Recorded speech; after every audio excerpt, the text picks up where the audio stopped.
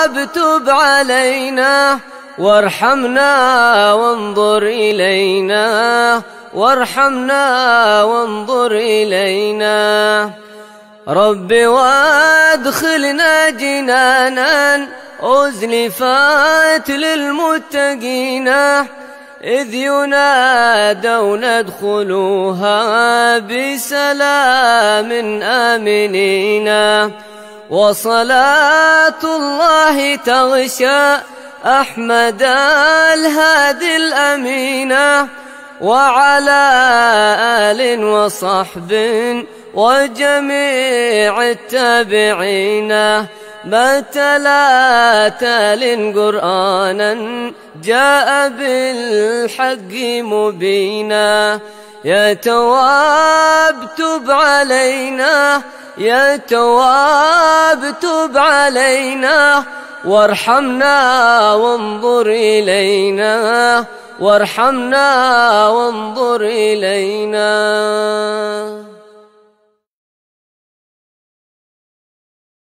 يا تواب تب علينا، يا تواب تب علينا، وارحمنا وانظر إلينا، وارحمنا وانظر إلينا. خذ يمينا خذ يمينا عن سبيل الظالمين، واتق الله تعالى عن مقال الملحدين. الإله الحق رب العرش رب العالمين، هو رب الأولين هو رب الآخرين.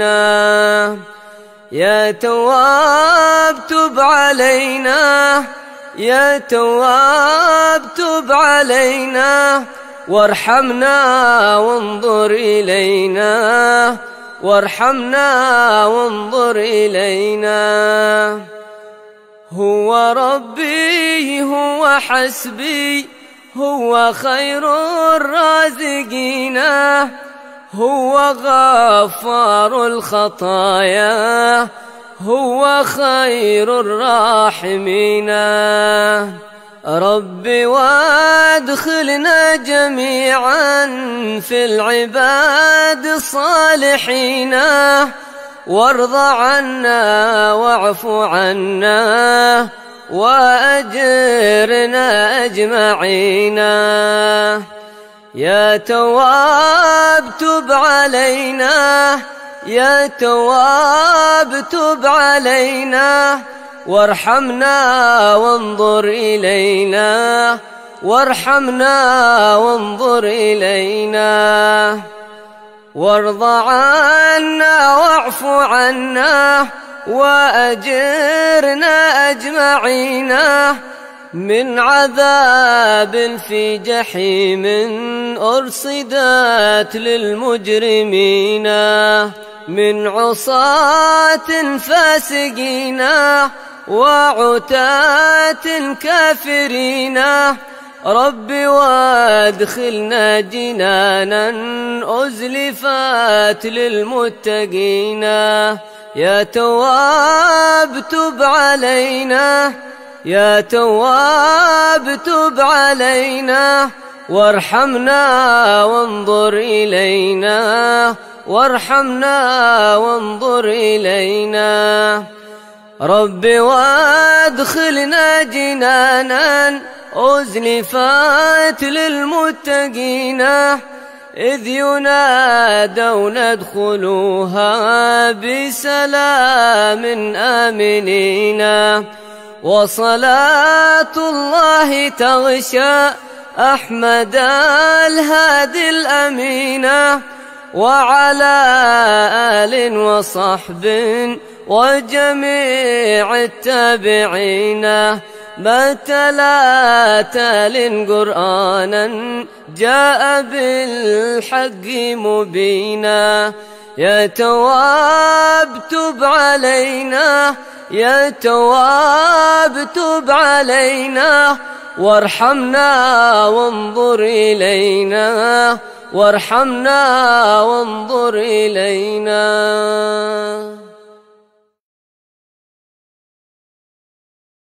يا تواب تب علينا يا تواب تب علينا وارحمنا وانظر إلينا وارحمنا وانظر إلينا. خذ يمينا عن سبيل الظالمين واتق الله تعالى عن مقال الملحدين. الإله الحق رب العرش رب العالمين هو رب الأولين هو رب الآخرين. يا تواب تب علينا يا تواب تب علينا وارحمنا وانظر إلينا وارحمنا وانظر إلينا. هو ربي هو حسبي هو خير الرازقين هو غفار الخطايا هو خير الراحمين. رب وادخلنا جميعا في العباد الصالحين. بسم الله الرحمن الرحيم. الحمد لله رب العالمين، الصلاة والسلام على أشرف الأنبياء والمرسلين سيدنا محمد وعلى آله وصحبه أجمعين.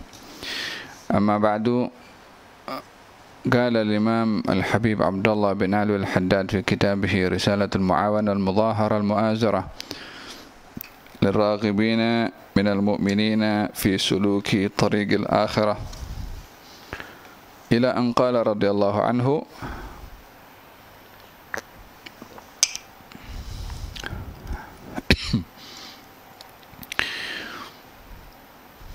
ومن الشكر كثرة الثناء على الله والفرح بالنعم من حيث إنها وسيلة إلى نيل القرب من الله، أو من حيث إنها دالة على عناية الله بعبده. Di antara macam-macamnya syukur adalah dengan banyak memuji kepada Allah, merasa gembira dengan nikmat, dengan melihat pada nikmat sebagai wasilah yang mendekatkan diri kepada Allah Subhanahu wa Ta'ala, dan melihat kepada nikmat sebagai tanda perhatian dan sayangnya atau kasih sayangnya Allah kepada hamba.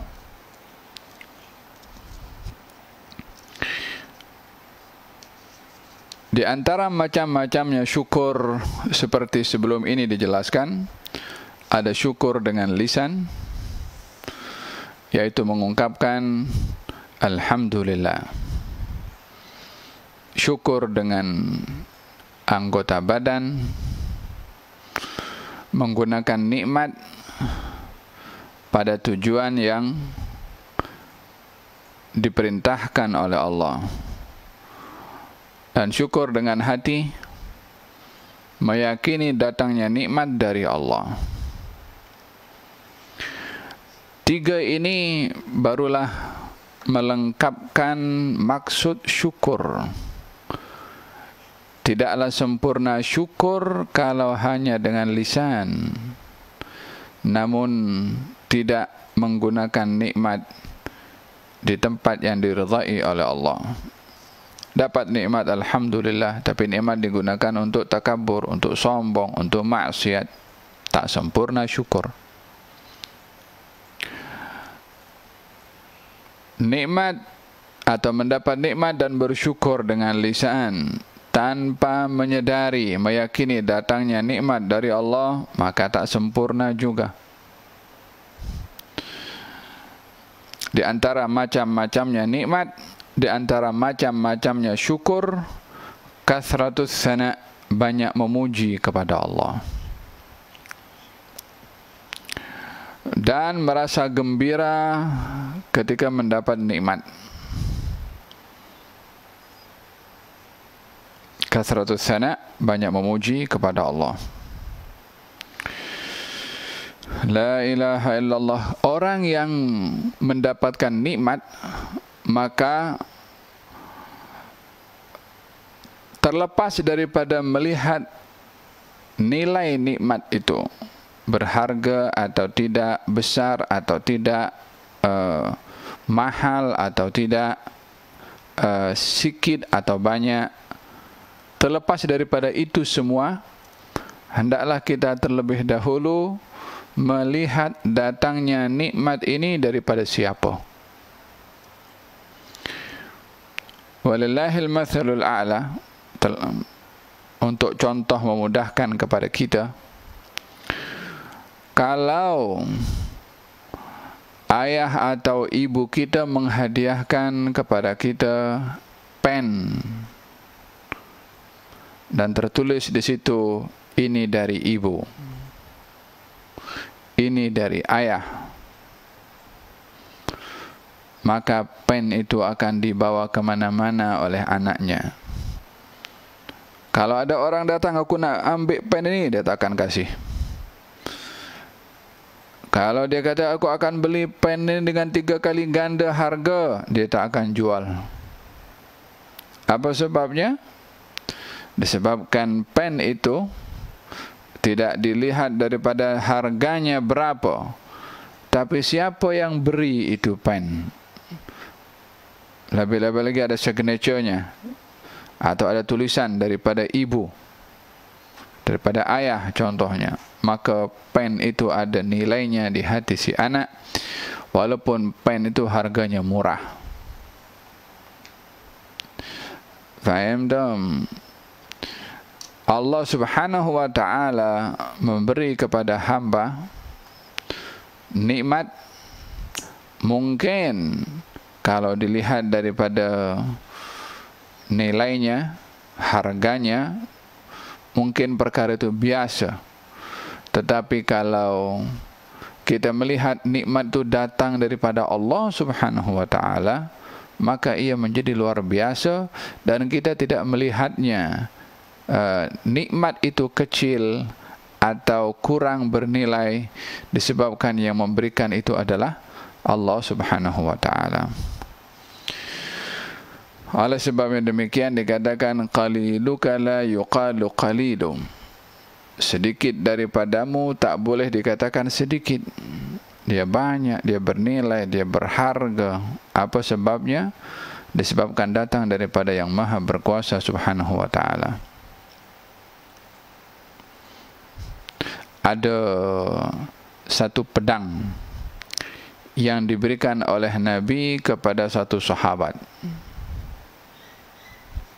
Setelah wafatnya Nabi sampai ke zaman Muawiyah bin Abi Sufyan, beliau ingin membeli pedang itu dengan harga yang berlipat kali ganda. Dengan duit itu kalau nak beli pedang dengan jumlah yang banyak boleh dapat, tapi ini satu pedang akan dibeli dengan harga yang cukup mahal. Apa sebabnya? Disebabkan pedang itu pemberian daripada Rasulullah. Faham tak? Maka dibeli dengan harga mahal disebabkan yang memberikan adalah Rasulullah sallallahu alaihi wasallam. Maka di sini dilihat nikmat itu datang daripada Allah, maka kita tidak boleh melihatnya nikmat itu kecil, karena datang daripada yang maha besar subhanahu wa ta'ala. Jadi di antara syukur nikmat, banyak memuji kepada Allah, banyak bergembira dengan nikmat yang diberikan oleh Allah, dijadikan nikmat wasilah untuk mendekatkan diri kepada Allah Subhanahu wa taala, dan menerima nikmat dengan meyakini dalam hati Allah Subhanahu wa taala memberi perhatian kepada saya. Macam mana saya mesti membalas perhatian Allah ini dengan taat saya, dengan istiqamah saya, dengan amal baik saya, dengan ibadah saya. Allah perhati kepada kita, kita kena mesti perhatilah kepada apa yang Allah perintahkan dan yang Allah larang kepada kita. Naam. Hadza bahagian daripada macam-macamnya nikmat. Wa min asy-syukri ta'dhimun ni'mati wa in kanat saghiratan. Yurwa 'anillahi annahu qala li ba'dhi awliya'ihi idza suqtu ilayka habbatan musawwasatan fa'lam anni qad dzakartuka biha fashkurni 'alaiha. Di antara macam-macamnya nikmat, di antara macam-macamnya syukur adalah membesarkan nikmat. Walaupun nikmat itu kecil. Membesarkan nikmat maksudnya menghargai nikmat. Melihat nikmat itu cukup bernilai, walaupun nikmat itu kecil. Diriwayatkan bahwasanya Allah Subhanahu wa taala berfirman kepada sebahagian para nabinya, bila aku berikan kepada kamu satu biji, satu benih, maka ketahuilah bahwa aku mengingati kamu dengan memberi nikmat walau satu biji itu, maka bersyukurlah kamu kepada aku atas nikmat satu biji atau satu benih.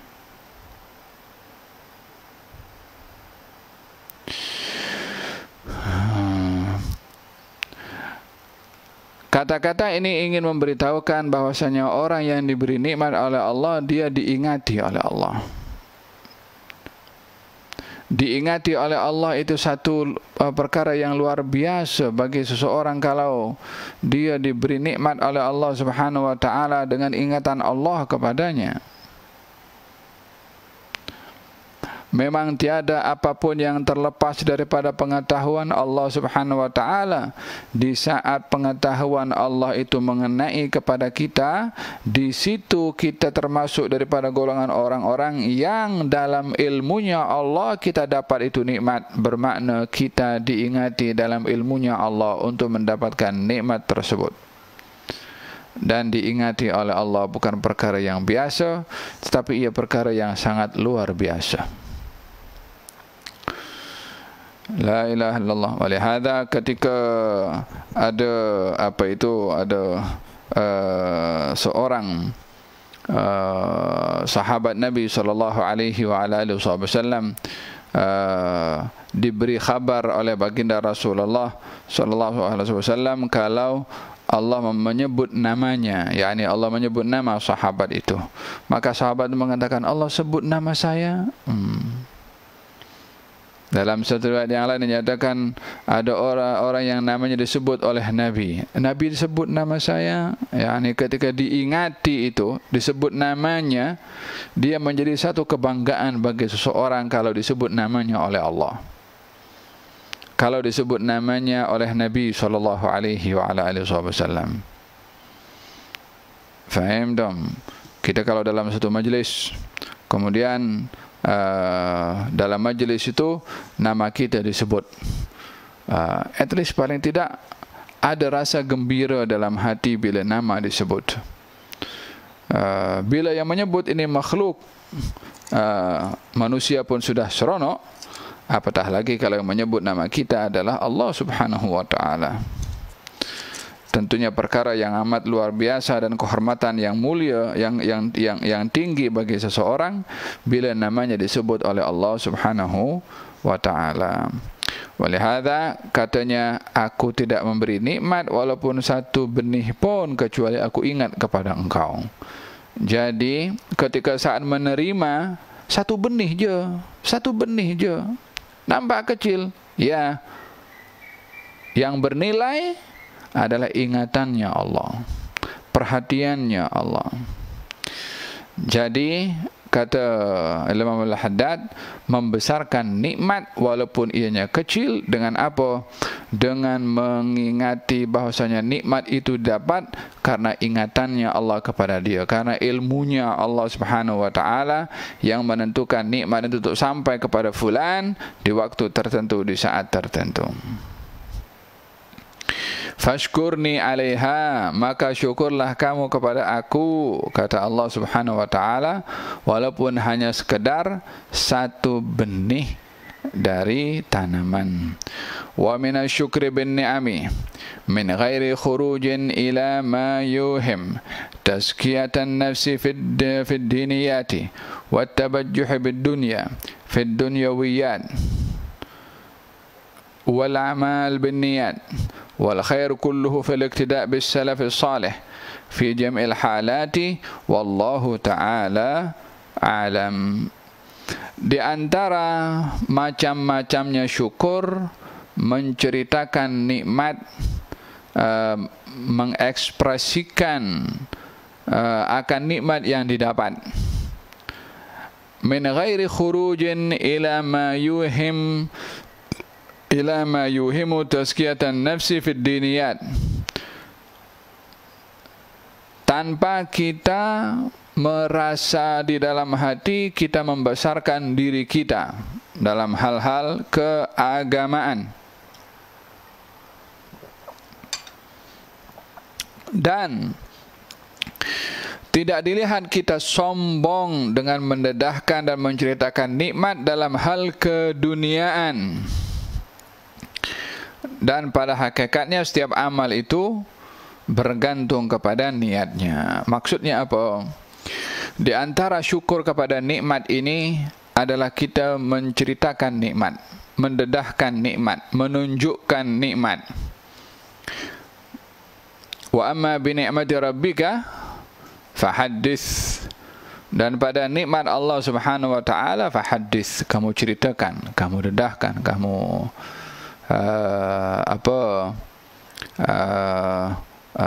yakni kongsikan kepada orang. Wa amma bi ni'mati rabbika fahaddits. Dalam hadis Nabi Muhammad sallallahu alaihi wasallam diceritakan bahwa sesungguhnya Allah suka kepada hamba kalau diberi nikmat, dia menggunakan nikmat itu, dia kongsi nikmat itu, dia ceritakan nikmat itu. Sesungguhnya Allah suka kepada seorang hamba kalau diberi nikmat, didedahkan nikmat itu. Maksudnya dedahkan di sini dia gunakan dengan baik, dia ceritakan kepada orang sebagai rasa bersyukur karena mendapatkan nikmat dari Allah Subhanahu wa taala. Dia berkongsi kegembiraan, seperti orang mendapat nikmat cahaya mata, dia kongsi dengan orang lain. Dia mendapatkan nikmat rumah, dia cerita kepada orang lain, bersyukur karena dapat beli rumah atau dapat beli kereta. Dan juga di antara nikmat yang perlu dikongsikan dalam hal agama adalah seperti nikmat dia berjaya mengkhatamkan kitab tertentu, dia mengambil sanad tertentu, atau dia dapat beribadah di waktu-waktu tertentu, atau dia mendapatkan anugerah dapat bermimpi Rasulullah sallallahu alaihi wasallam. Kesemua itu bahagian daripada nikmat yang ada kaitan dengan agama. Jadi nikmat ini ada kaitan dengan agama, ada yang terkait dengan keduniaan. Yang terkait dengan agama, nikmat ilmu, nikmat bermimpi Rasulullah, nikmat ibadah. Contohnya orang pergi ke haji, dia dapat nikmat daripada Allah dapat pergi ke haji. Dia pergi ke umrah contohnya, dia dapat nikmat dapat pergi ke umrah. Faham tu? Wahakadha. Nikmat dapat ilmu contohnya. Dia dapat khatamkan kitab-kitab tertentu. Dia nikmat dari Allah Subhanahu wa taala. Ini semua nikmat yang terkait dengan agama. Nikmat bermimpi, dia mendapatkan anugerah, dapat bermimpi. Dia dapat bermimpi Rasulullah sallallahu alaihi wasallam. Itu pun juga nikmat terkait dengan agama. Adapun nikmat keduniaan, dapat rumah, dapat kereta, dapat kerja, dapat anak, dapat harta, itu bahagian daripada nikmat-nikmat keduniaan. Baik seseorang itu dapat nikmat dalam agama atau dapat nikmat dalam keduniaan, maka tanda syukurnya adalah menceritakan nikmat tersebut. Namun di dalam menceritakan nikmat tersebut, kita tak boleh sombong, tak boleh bongkak, tak boleh riak, tak boleh takbur. Jangan kita bercerita tentang nikmat keduniaan dengan rasa bangga dan sombong ketika mendapatkannya, dengan merendahkan orang lain karena orang lain tak dapat, dirinya dapat. Ini bukan syukur, tetapi ini takbur. Apa sebabnya? Dia cerita pasal nikmat dengan gah, dengan sombong dan merendahkan orang lain. Tengok aku dapat, dia tak dapat. Tengok aku mampu beli, dia tak mampu beli. Atau dia cerita, oh aku dapat ini kereta, dapat aku rumah, dalam hatinya, biar tahu orang macam mana aku punya kereta, macam mana aku punya rumah, macam mana aku punya harta. Kalau dalam hati seperti itu, maka ini bukan syukur nikmat.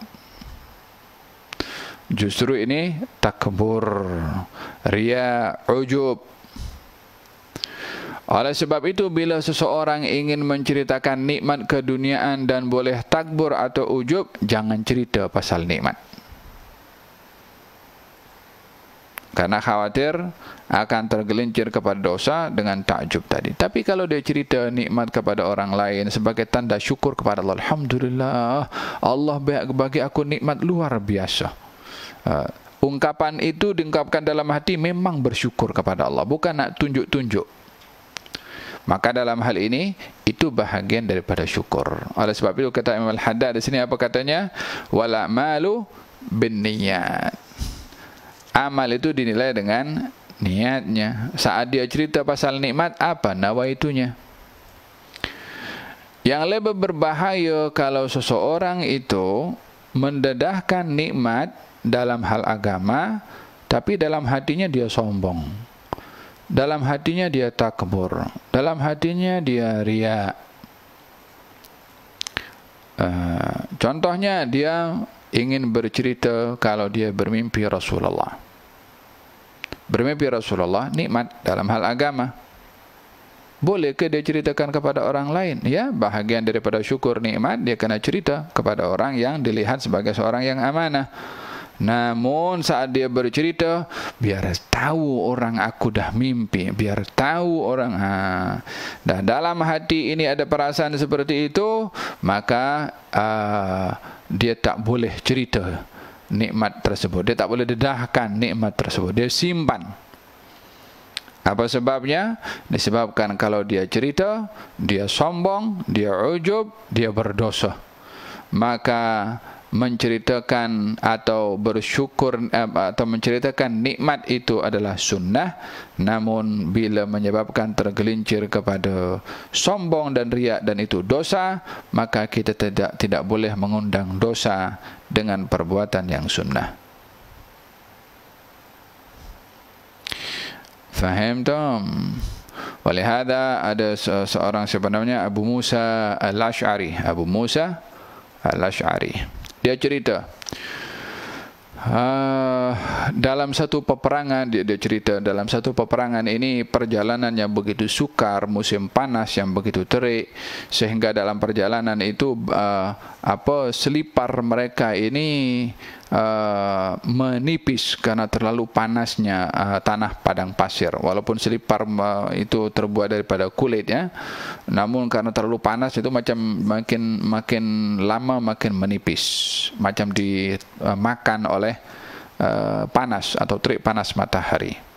Sehingga kata Abu Musa al-Asy'ari ketika menceritakan, sehingga kuku-kuku kami itu terlepas karena dahsyatnya panas, dan kaki-kaki kami ditutup dengan kain baju. Jadi pakaian yang dipakai itu dikoyakkan sebagian untuk dililitkan pada kaki karena terlalu panas. Saat menceritakan itu, Abu Musa sambil menunduk malu. Yakni bermakna ketika menceritakan tu bukan nak menunjuk-nunjuk. Ketika menceritakan tu bukan nak sombong, bukan riak, bukan takbur, tapi nak memberitahukan hakikat macam mana perjuangan pada waktu itu yang begitu sukar dihadapi oleh mereka, sehingga kuku mereka pun terlepas, kaki mereka pun juga kepanasan, selipar mereka sampai menipis, sampai baju pun dikoyakkan untuk menutup kaki mereka.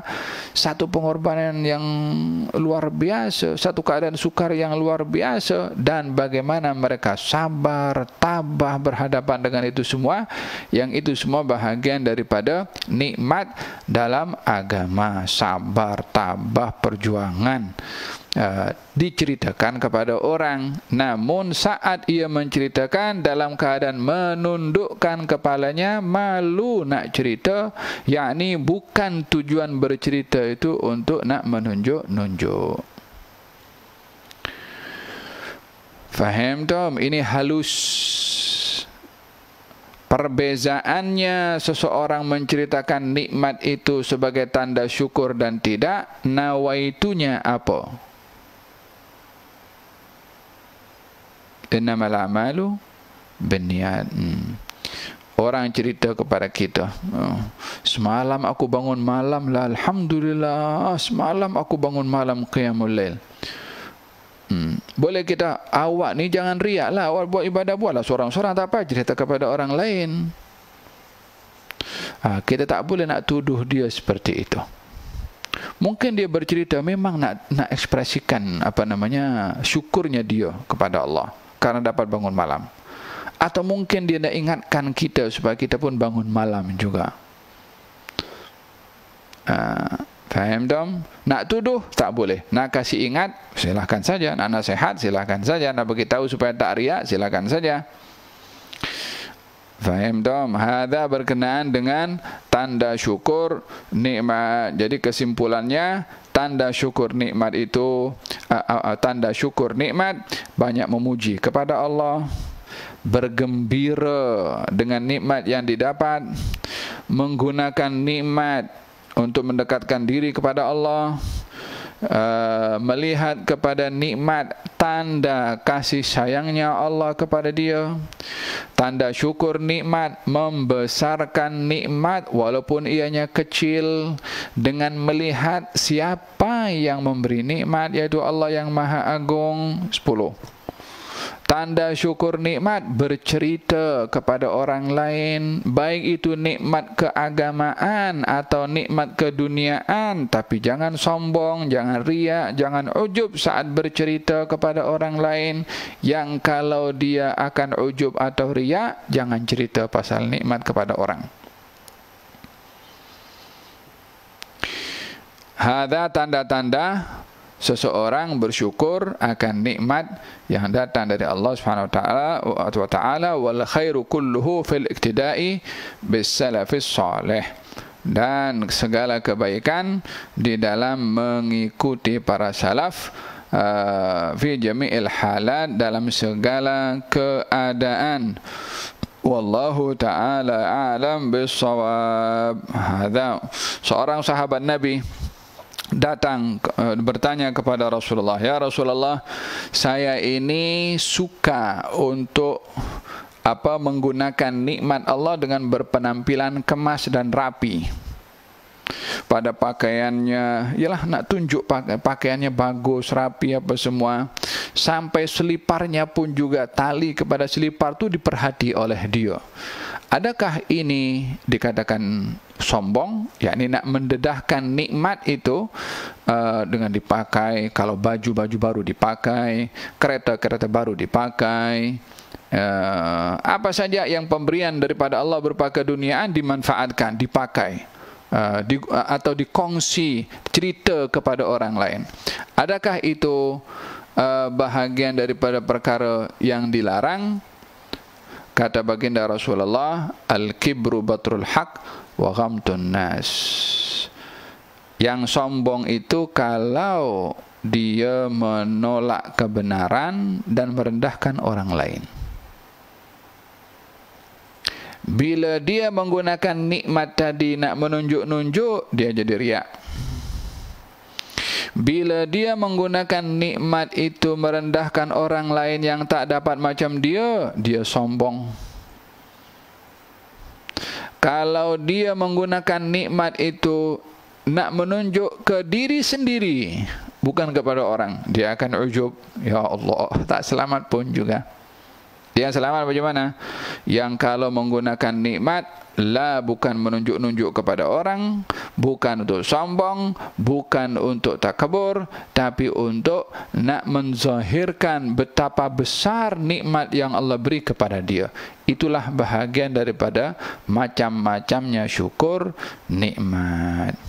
Sesungguhnya Allah suka kepada seorang hamba kalau diberi nikmat, dia zahirkan itu nikmat, dia tampakkan itu nikmat. Dengan demikian tidak digalakkan menyembunyikan nikmat. Dapat nikmat daripada Allah, tak mau cerita kepada orang, tak mau kongsi dengan orang. Maka dalam hal ini kurang manis bagi seseorang itu. Wa amma bi ni'mati rabbika fahaddits. Adapun daripada nikmat yang Allah berikan, hendaklah kamu cerita, kamu kongsi, dedahkan, tapi jangan riak, tak perlu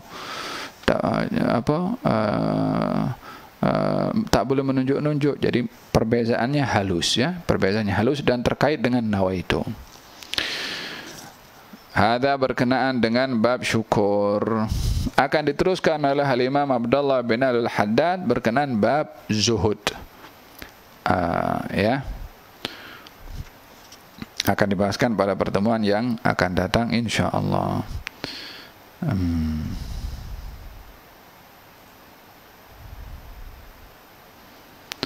Allah berfirman dalam Al-Quran, wa qalilun min ibadiyash syukur. Sedikit sekali daripada hamba-hambaku yang bersyukur. Moga-moga Allah Subhanahu wa taala menganugerahkan kepada kita nikmat yang barakah, yang dengan nikmat itu kita makin bersyukur, makin dekat dengan Allah, dan tidak diduga oleh Allah dengan nikmat sehingga tergelincir kepada kufur nikmat. Dan moga-moga Allah Subhanahu wa taala berkati nikmat yang ada, ditambahkan oleh Allah daripada nikmat-nikmat yang lainnya, sehingga kita sentiasa berada dalam nikmat selalu yang diberikan oleh Allah Subhanahu wa taala dalam kehidupan keseharian kita. Amin ya rabbal alamin. Moga-moga Allah Subhanahu wa taala berikan perlindungan kepada kita, afiah, kesehatan, dan Allah Subhanahu wa taala berikan kesembuhan kepada yang sakit, dan moga-moga Allah Subhanahu wa taala segerakan Covid ini diangkat oleh Allah Subhanahu wa taala. Moga-moga masjid akan menjadi makmur, akan menjadi makmur, akan menjadi makmur, akan menjadi makmur. Surau pun juga demikian. Mudah-mudahan salat Jumat pun dapat berjalan seperti biasa. Mudah-mudahan Allah Subhanahu wa taala jadikan umat Islam ini menjaga kehormatan masjid, kehormatan ibadah, kehormatan salat, kehormatan Jumat, sehingga mereka dapat melaksanakan seperti perintah oleh Allah Subhanahu wa taala, yang dengan menjaga masjid, menjaga ibadah, menjaga salat Jumat, dilakukan salat 5 waktu dengan secara berjamaah, akan menjadi sebab turunnya rahmat dari Allah, turunnya barakah dari Allah di masjid yang menjadi tempat kita bermunajat. Mudah-mudahan jadi tempat kabulnya segala harapan dan hajat kita kepada Allah Subhanahu wa taala, dan moga-moga Allah Subhanahu wa taala menjadikan negara kita negara yang makmur dengan makmurnya rumah-rumah Allah Subhanahu wa taala. Amin ya rabbal alamin, amin ya rabbal alamin. Dan kita doakan khusus kepada mereka yang berada di saf hadapan, daripada para petugas medik, doktornya, perawatnya, dan semua yang terlibat dalam pengurusan secara volunteer daripada rakyat dan masyarakat di Malaysia. Mudah-mudahan Allah Subhanahu wa taala berikan kepada mereka kekuatan yang luar biasa, ketabahan, kemampuan, dan diberikan oleh Allah Subhanahu wa taala ekstra energi, ekstra sabar, ekstra bantuan diberikan oleh Allah Subhanahu wa taala, kemudahan dalam segala urusannya. Dan moga-moga Allah Subhanahu wa taala pelihara keluarga mereka, anak-anak mereka, dan orang-orang yang mereka sayang daripada kalangan frontliner. Mudah-mudahan Allah Subhanahu wa taala berikan kepada mereka apa yang Allah berikan kepada mereka yang berada dalam saf yang pertama, di dalam membawa manfaat dan kebaikan untuk orang ramai. Amin ya rabbal alamin. Bisirril Fatihah ila hadratin Nabi Muhammad sallallahu alaihi wasallam. Bismillahirrahmanirrahim. Alhamdulillah rabbil alamin arrahmanir rahim maliki yaumiddin. إياك نعبد وإياك نستعين اهدنا الصراط المستقيم صراط الذين أنعمت عليهم غير المغضوب عليهم ولا الضالين آمين. ربنا تقبل منا إنك أنت السميع العليم وتب علينا إنك أنت التواب الرحيم. دعواهم فيها سبحانك اللهم وتحياهم فيها سلام وآخر دعواهم الحمد لله رب العالمين. Salah satu guru di Madrasah Ar-Razi Tahfidhul Quran, Syekh Abdul Khaliq Suwadi, mengambil peluang dengan suasana lockdown saat-saat ini, di mana ramai anak-anak berada di rumah untuk mengisi masa-masa mereka dengan kursus setiap hari yang diadakan selepas maghrib, menghafal juz amma dan juga beberapa tajwid, hukum hakam dalam tajwid dan dalam bahasa Arab, yakni beberapa perkara yang asas untuk anak-anak. Bagi mereka yang berada ada di luar sana, boleh tengok dekat Facebook yang sudah disebarkan poster untuk dapat mengambil perhatian supaya yang ada anak dalam usia 8 ke 12 tahun boleh ikut serta dalam daurah selama 1 bulan ini untuk menghafalkan juz amma dan memahami tajwid. Boleh tengok dalam poster untuk dilihat masa pada masing-masing yang ada anak dalam usia tersebut, dan ada peluang, ada masa, bolehlah untuk ikut sebagai tanda perhatian sebagai orang tua kepada anak-anak untuk mengisi waktu yang lapang. Barakallahu fikum. Insyaallah kita akan bertemu lagi pada kelas yang akan datang. Hadza billahi taufik. Wassalamualaikum warahmatullahi wabarakatuh. تب علينا يا تواب تب علينا وارحمنا وانظر إلينا وارحمنا وانظر إلينا خذ يمينا عن سبيل الظالمين واتق الله تعالى عن مقال الملحدين. الإله الحق رب العرش رب العالمين هو رب الأولين هو رب الآخرين. يا تواب تب علينا يا تواب تب علينا وارحمنا وانظر إلينا، وارحمنا وانظر إلينا. هو ربي هو حسبي، هو خير الرازقين، هو غفار الخطايا، هو خير الراحمين. رب وادخلنا جميعا في العباد الصالحين، وارض عنا واعف عنا وأجرنا أجمعين. يا تواب تب علينا، يا تواب تب علينا، وارحمنا وانظر إلينا، وارحمنا وانظر إلينا. وارض عنا واعف عنا وأجرنا أجمعين من عذاب في جحيم أرصدت للمجرمين، من عصاة فاسقين وعتاة كافرين. رب وادخلنا جنانا أزلفت للمتقين.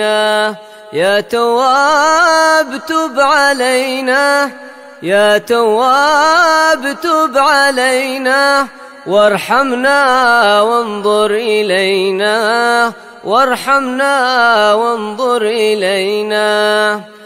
رب وادخلنا